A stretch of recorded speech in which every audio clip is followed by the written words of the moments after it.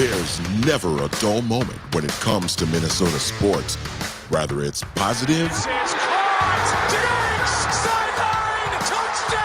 or negative. The Yankees have swept the Twins. Minnesota Sports Chat has you covered. Talking nothing but Minnesota sports all year long. It's time now for the soon-to-be award-winning, if only in his own mind, Minnesota Sports Chat with your host, Ross Brendel. I believe, but I'm also not positive, this is edition number 188 of the soon-to-be award-winning Minnesota Sports Chat. Award-winning, if only in my own mind, presented, how about mind, not mine, in my own mind, presented by Beans Coffee Company. Doing a little Minnesota Timberwolves season preview. Timberwolves open their season a little bit later on this week. Mitchell Hansen at M_Hansen13 on the X machine from the Hitting the Hardwood podcast. Also Canis Hoopus. Good to talk to you, my guy. How you doing? Hey, good to see you. Good to join. I appreciate you asking me to join and talk a little basketball. Everything's going well. Well, typically, as you know, I tend to be a little bit better and more forward thinking about pods. And thank you to you for being so good with your schedule and squeezing me in on very short notice. You know, we're both very busy. I don't know how I'm so busy. I really have nothing going on in my life, yet I'm always busy. So long story short, I appreciate you making time to talk soon to be NBA champion Minnesota Timberwolves basketball. Absolutely. Tis the season. We're already here, even though we've been patiently waiting the start of the year for about 2 weeks as these exhibition games go on. But it should be another exciting year, to say the least. I want to play some sound for you. It's actually from Chris Finch at the beginning of the preseason, but not a lot has changed that would impact this quote. And I think it's important because it's just a good, I think in his opinion, a good assessment of where the NBA is right now and how good the entire league might be as a whole. Yeah, I remember all different variations of the West, when there were teams that were winning 50 games that did make the playoffs, and the East was really, really low at the time. So everyone would go East and stack the wins. And but I don't even see the East being down this year. They're going to be extremely competitive. There's only a handful of teams that are kind of maybe in a rebuilding or a reset mode. So I think it's not just the West. I think it's everywhere. I think could be a lot of teams that are right around 500 all season long. Talk about approaches a lot. So we like to think, sorry about that audio there, obviously from a shoot around at the beginning of preseason.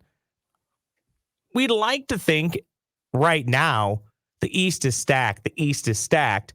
But I think Finch brings up a pretty good point that the West is also pretty good in itself. And just like last year, the Timberwolves were so darn close to having a really high seed, but they lost so many games to also ran teams is probably not the best way to put it, but teams that they should beat.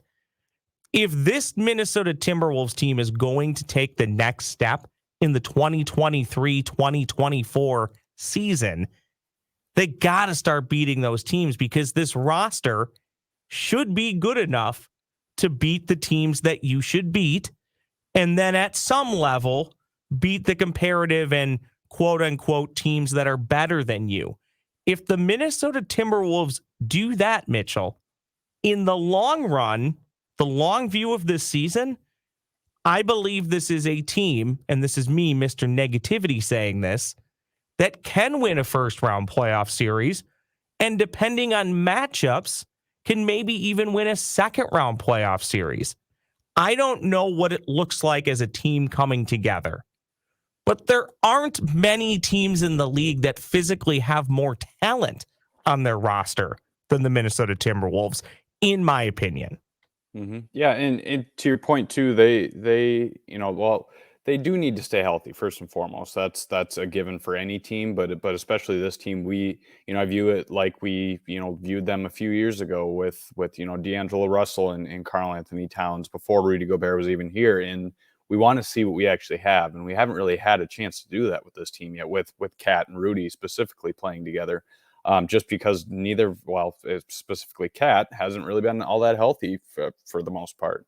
So that'll be interesting to actually see them take the floor together, see the full picture together, and that'll teach us a lot about what this team actually is. But they built some good depth this year, or this offseason, coming into the year, and I think that when it comes specifically to playoffs, that depth, those players, they matter and they make the difference.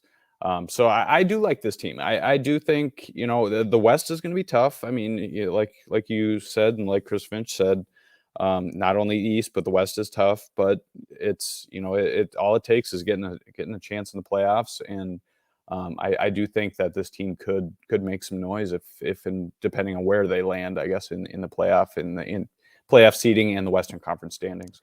The Vegas number for wins is hovering somewhere between 47.5 and 49.5 for the Minnesota Timberwolves. Let's just say, for argument's sake, they hit the over on that. They win 50 plus games. If they win 50 plus games, is the most important recipe for doing that the health, or is it the depth? Is it the personnel? What would be the number one thing that when we look back at the end of the season, we would say, this is why the Timberwolves won 50 plus games, and throw out whatever happens in the postseason? I think we would all say if they win 50 games or more, that's probably viewed as a successful regular season. Mm-hmm. What would be the number one thing that makes that happen? To me, I would say health, because health then leads to depth. Because if you're not healthy, you don't have as much depth as you would like. So I think, first and foremost, it has to be health. That's something that played a factor at the end of last season, with Naz Reid being out, Jaden McDaniels being out, obviously Karl-Anthony Towns missed a bulk of the season. So getting just those guys, and those are key players. Those are big names, important names. And, so having those guys healthy, having the entire team healthy, first and foremost, I think will benefit Minnesota quite a bit, and I think that will lead to being successful. But I also do think that the depth will come into play, because you're not overbearing these guys, you're not overtasking them, you're not playing. You don't have to play them as many minutes. You can kind of manage their minutes a little bit with that depth. So I would say that first and foremost it would be health. And then, secondly, you didn't really ask this question, but I would say that, the surgence and kind of the stardom of Anthony Edwards, I think a lot will rely on that, or kind of ride on that. If we see even a glimpse of what we saw, over the offseason, what he was able to do with Team USA, that'll alone will carry Minnesota to at least a few wins. So those two things are definitely things that I'm kind of watching for, specifically early on in the year. Do we know how much of the offseason went into assuming Karl-Anthony Towns and Rudy Gobert play in most games? I'm sure there'll be some load management or nights off. But how much in the offseason, when it comes to roster building with the moves that they made, but also just the offense you're running when you're out on the floor, how much did they put into account? How do we free up the lane and free up the middle for Ant Edwards? Because last year, it's pretty undeniable they were better when only one of the two bigs was on the floor. Mm-hmm. But I don't think management brought in Rudy Gobert to only play Rudy for a bit and then Towns for a bit and not play them both at the same time. So what has gone into the offseason to try and make this roster as constructed work? Because last year, in the limited doses, it wasn't working. And that might just be because they didn't have enough time to feel it out. I'm willing to listen to that. But also, I don't know if I believe that. Yeah, I would say that, when it comes to the additions this offseason, I look at, even the free agency signings or the draft picks, they added a lot of shooting, or not a lot of shooting, but they added more shooting, with those signings and those additions. So to me, in return, that's going to end up opening the floor up. That's going to end up opening the paint up. That'll open up opportunities for those guys in the paint. They can kind of work inside out if they want to. So to me, that's an important thing, is having that dual threat of, teams have to guard you out, beyond the arc. That opens things up. That only helps Rudy Gobert and Karl-Anthony Towns and Anthony Edwards driving into the paint. So I would say that shooting first and foremost is something that I've noticed has been, a trait of the guys that they've all brought in, as well as, boosting them on the defensive end. I think will definitely be a difference maker and will definitely help. But yeah, first and foremost, I would say shooting, and that'll be a key aspect to this team. The last time we caught up a few months back, we talked about the proverbial fork in the road that the franchise was going to meet eventually, with all the money being paid to Rudy, all the money being paid to Cat, all the money being paid to Ant. And we wondered, could they afford Naz Reid? They found a way to get it done. How are they going to make it work with Jaden McDaniels? They found a way to get it done, at least for now. But eventually those bills come due. And I just continue to wonder, with all those guys making large amounts of money, what does this thing look like a year from now? Or is that really not a problem till you get to next offseason? I mean, is that the old, well, we'll cross that bridge when we get there? Or would you say there's already plans in place where if they don't like what they're seeing 20, 30 games into the season, you maybe start to look at moving some pieces so you can be, I don't know, you can have some wiggle room to massage and manipulate the roster going forward? Because you probably know the cap game a lot better than I do, but from what I look at and what I read, there's no money. Like, there's no money left, and there will be no money. So eventually, unless I'm looking at this wrong or you know more about it than I do, you're not going to be able to pay all these guys over and over, year in and year out. So even if it works this year, I don't quite know what the long-term goal here is or what the long-term play is, because I don't think all these guys will be on the roster 2-3 years from now. Yeah, I think that best case scenario, they're worrying about this in the offseason. That they have a successful year. They can worry about it in the offseason, figure out what they're going to do. The other plan, so plan B to me, is that they know what their plan is if things go awry during the year, that they want to move on from somebody. And that might be, we'll probably learn about that, at the first half of the year. If things start to go south, maybe around the trade deadline, they try and make a move, or in the off season, they make a move. But I don't know. I agree with you. It seems like something has to happen. And to me, that would mean maybe one of the bigs. I don't know which one. I don't know which one they value more or less. But I obviously you're not going to, move a player like Ant. He's untouchable as it gets right now. But I would say that just about, everybody else might be available if they have to make some moves, which they're going to end up having to do something. I agree. Which offseason move do you like the most? Do you feel like it could make a big impact on this roster?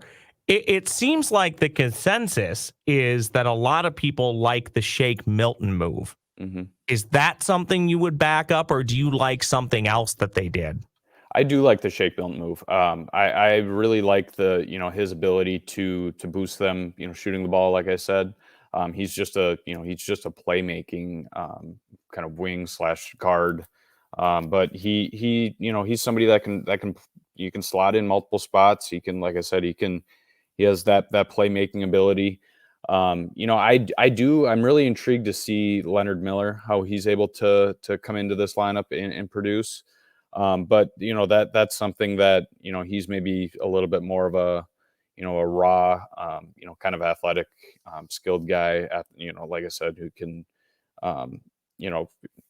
help them out depth wise, more of a depth piece. But those two I'm very intrigued to see, but I really do like the Shake Milton signing. I think that's, I agree with other people that have the same view, that I think he'll be a really solid piece that they can, like I said, slot into a couple different positions. And I think he'll be one of the main contributors, maybe coming off the bench, that this team will have. And he'll definitely be one of the top kind of backup guards that Minnesota has.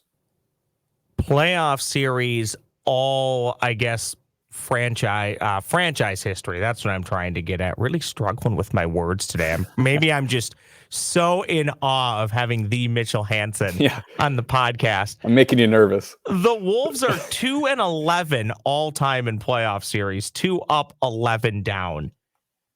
At some point, I really hope that this is the year to really start building and to use that to use that buzzword culture.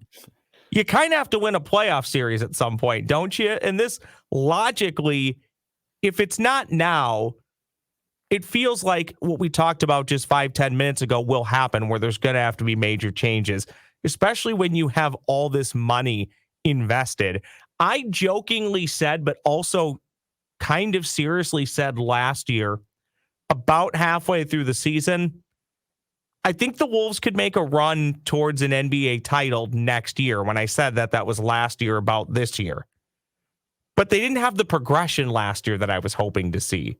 So now I feel like this has to be the progression year towards building. We've started to see it in recent memory.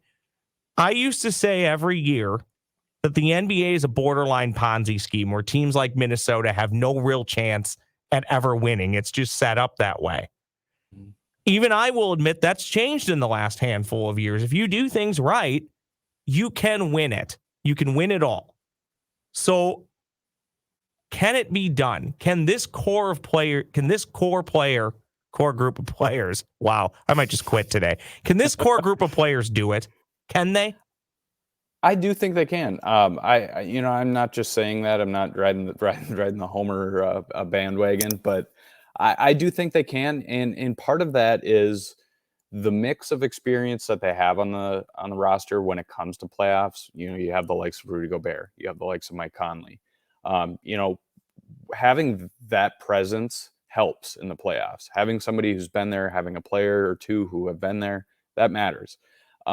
But also last year, playing against Denver in the playoffs, they obviously got a win. They got that experience, but seeing what it takes to be that team, I think helps a lot. A lot of people don't like, when you're that bottom seed and playing the top seed, a lot of people don't like, that matchup. Obviously it's not a favorable matchup, but it also gives you that insight of, okay, this is what a title team looks like. This is what a contending team looks like. And that gives you the framework to kind of build off of. So I think that in part it was a good learning curve for the likes of, even Karl-Anthony Towns or especially Anthony Edwards, or you look at, obviously Jaden McDaniels didn't play, but you look at him. A lot of these guys don't have that experience. And last year it was kind of, one of their first years of just tasting that and seeing firsthand what it takes to be that caliber. So I do think that, they have the ability. Obviously, the longer players are in the league, you get that experience, you're battle tested, that matters, that helps. And the more that, they continue to mature, that'll all play into effect. But the long story short, I would say that, they do have what it takes. I don't know how, I don't know if they have a chance to compete for a title, but we'll see how things play out during the year and how they progress. Mike Conley Jr. just turned 36 last year in his 15th season in the NBA. He averaged almost 15 points a game and 5.5 assists. Is it fair to expect that a year older, you'll get that same type of play from Mike Conley? Or is that the importance of some of the free agent additions that were made, knowing they're probably going to have to give him a few days off as the season goes on, probably in that middle portion of the season, just to keep him fresh, as pretty much everybody now does in the NBA? Mm-hmm. I think it is the latter of giving. You can manage his minutes a little bit better now. He is a little older. Maybe he takes his body a little bit longer to recover. Maybe he can't play as many minutes as he once did. So that's where that depth comes into play. That's where, likes of, like I mentioned, Shake Milton, he could see some minutes there. I look back to, the Timberwolves counterpart, the Lynx. I look back at their time when they were, in the midst of, or kind of at the tail end of their dynasty. You look at Lindsay Whalen; she couldn't play as much as she used to. That's when you bring in a Renee Montgomery to back her up to play some of those key minutes. That's where you bring in some of those veteran guards to help contribute in those minutes where she couldn't play as much as she used to. So I kind of view it as a similar situation to that. I do think that Mike Conley can produce, maybe not to the extent of once he did earlier in his career, but his veteran presence, his calmness, his maturity, and kind of being able to control this offense will go a long way, and we'll see just how his minute total looks as the year progresses. Did Naz Reid leave money on the table by signing with the Minnesota Timberwolves? Don't get me wrong, 3 years and $42 million is a lot of money, but a lot of people, I think, were surprised that the Wolves were able to shoehorn him in and keep him around. Did the Wolves get creative? Did he choose to maybe take less to stay at a place that he's comfortable with? Or is that 3 and 42 pretty comparable to what he probably would have got on the open market? I would say if he probably hit the open market, just because teams tend to overpay, I think he would have got more. Now, I do think that, he's obviously worth the money that he got. I think he maybe would be even worth more. He is a great player, and he's somebody that, like I said, he's kind of an up and coming player where a lot of people like that. A lot of teams like that. A lot of teams want to overspend for that. So I think that if he did hit the open market, he would have gotten more, but you can tell Naz likes it here. And for when it comes to players that, for in this example where Naz was undrafted, rookie, Minnesota gave him a chance. Minnesota's giving him this opportunity. That goes a long way for players, and players feel like they owe it to a franchise when that happens. Not that they have to, not that it's the same. It's not that way with every player. But more often than not, that's what happens. And to me, I think that that's kind of a situation that might be unfolding here. But Naz, he's talked about it, how he just genuinely likes it here. And I think that's, that was shown when he stayed here over the offseason. And, when players do spend an offseason in a location where they don't live, that speaks volumes to me. And that shows his dedication to the franchise, shows his dedication to living up to his contract, going beyond that. And they can always work out an extension. If in a year or two, he's, an all-star caliber player or even anywhere near that, maybe they give him an extension. They give him that money. They can do that. And we've seen that plenty of times. So I would say that that's more of a situation that we're dealing with here. Final question for you. I mean, I think at the end of the day, we all hope the team goes on a miraculous run, breaks the title drought here in the state of Minnesota, and wins the NBA Finals. Okay, let's just say that doesn't happen. When the season ultimately concludes, whether that's after the regular season, first round, second round, third round, NBA Finals, whatever, what do you need to see, or what do you hope to see to say, okay, that was a pretty darn successful season. I feel pretty good about where the franchise is at? I would say probably getting and now I don't know if this can happen during the season, but getting a clear vision of maybe where they're going, because they're kind of like we had talked about a little bit earlier. We don't really know what they're doing. Like what is their plan? Obviously they want to make this work, and they're dedicated to make this work, and they're putting their money where their mouth is. And that's great. And that's what you want as a fan, and that's what you want as a follower of the team. But for me, if I'm going to see something and be satisfied with what this team does this year, I want to see Anthony Edwards officially, he did it even last year, but officially take on the role of my team, and there's no question about, is it is it a big three, whatever. It's Anthony Edwards' team. And I want him to live up to that hype, live up to that stardom we saw over the offseason, and continue to build on that. Like I said, he did that to some extent even last year. But also, I want to see the big three coexist. I want to see Rudy, Cat, and Ant. I want to see them play well together, and I want to see that cohesiveness in them playing well as a unit together. We haven't really seen that yet, and we've seen flashes with Ant and Cat. We've seen flashes with Ant and Rudy Gobert. We haven't really seen it all mixed together. So if that occurs, I think success will follow. And B, I would personally be satisfied with what I see. And then ultimately, I think the goal for them is at least making it to the second round of the playoffs. I think that's a realistic expectation. They got into the first round last year.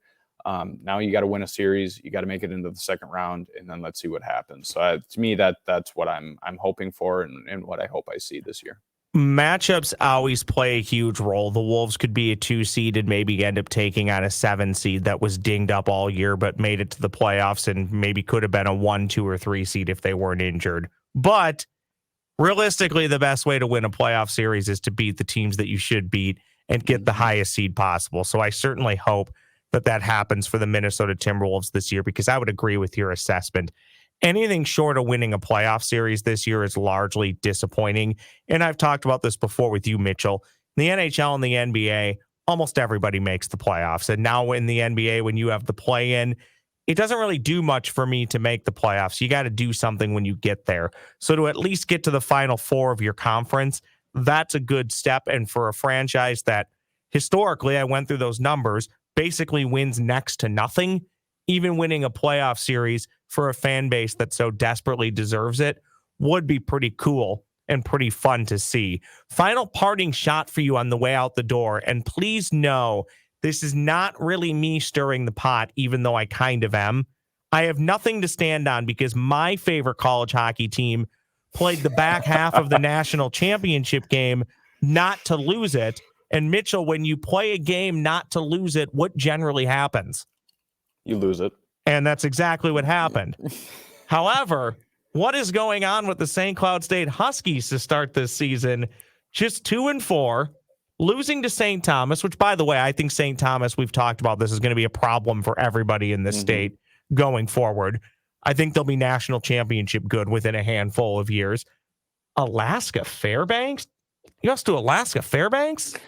What is happening? What's going on with the Go Huskies woo? It's been a rough year. I shouldn't say it's been a rough year. It's early. It's early. Yeah, it's been a rough start. They are a young team. They did see some decent turnover on the roster. That makes a big difference in college hockey. But I was at the St. Thomas game to kick off the year, and that I agree with you. I think St. Thomas is actually a good team this year. I mean, they're much better than people think it's a darn shame that they can't technically make the tournament this year, because I think there's an outside shot that they could. Yeah, I agree. And they looked like a much better team than St. Cloud State did in that opening game and opening series. But I don't know. I think it'll be a slow progression year for SECU. Obviously, they're starting off pretty low right now, but I don't know the last time that they've been floating around the maybe even unranked spot. They were 20th going into this past weekend, and obviously splitting against Alaska is not ideal. But it's been a up and down year, and getting swept by Mankato is a sore spot. So that's not good either. Yeah, I was purely trolling the last 2 minutes, and you know that I saw it. For those watching on YouTube, you let out an audible sigh and laugh right when I mentioned college hockey, because you knew where I was going. All right, and the final few seconds here, I'll plug your work. I know you got the pod, you got Canis Hoopus, you got a bazillion things. Plus, I see all this freelance work that you're doing. What do people need to know? Yeah, you can follow me first and foremost on Twitter, M_Hansen13, HANSEN. You can follow my podcast, Hitting the Hardwood. It's also plugged in my Twitter bio if you need to follow that. I specifically mostly cover WNBA and links. We'll continue to do that this off season. But yeah, in written work, you can find me at Canis Hoopus. I do a little NBA and WNBA stuff. Also at winsider.com. And then I do some things here and there for RotoWire and everything in between. But give me a follow. Love it. M_Hansen13 on the Twitter and X machine. Thanks, bud. Thanks for battling through my tongue-tiedness for the last 30 minutes. Always a great time. I appreciate it. And next time, I'll try not to make you so nervous. Okay, perfect. Maybe I've had too much Beans coffee. That's probably what the problem was today. I'm just so jacked on all the caffeine from the great light, medium, and dark roasts from my friends at Beans Coffee Company. Use the promo code SportsChat at coffeebybeans.com. That's SportsChat at coffeebybeans.com. You'll save some money on some great tasting coffee. Holidays right around the corner. Great gift idea. I'm Ross Brendel. That was Mitchell Hansen. We'll talk again later this week with Daniel House.